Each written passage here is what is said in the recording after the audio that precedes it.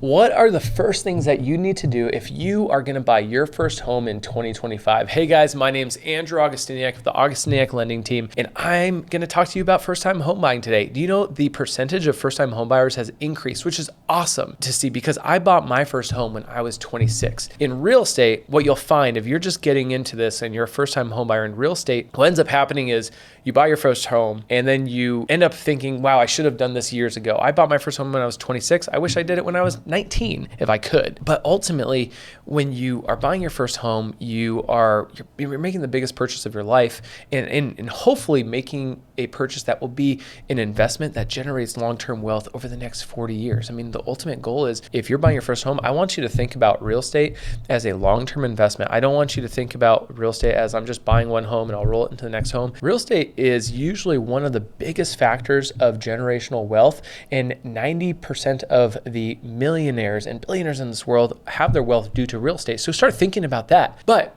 coming back to first-time home buying, the main things that I want you to think about when buying your first home is honestly just making sure you're making your credit card payments on time. A simple $25 late credit card payment could hit your score, in some situations, 100 points. So that simple minimum payment, keep making sure you're doing that. Don't let anything go on credit, because even the smallest little nicks on credit when you're 22, 25 could make a long-term lasting effect that hurts you from home buying in the future. But when it comes to home buying, the main thing is getting with your lender and saying, hey, I'm looking at buying my first home. I just want to see where I am.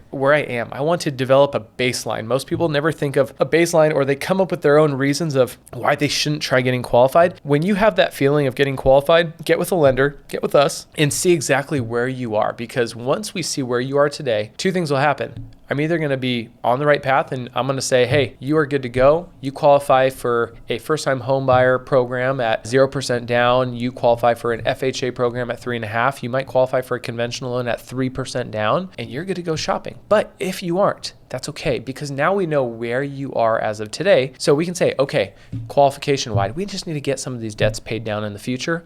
You may need a co-signer. And then you can kind of say, okay, I'm going to buy in 3 months, or I may have a co-signer ready to go. I can buy right away. The main thing is getting with your lender.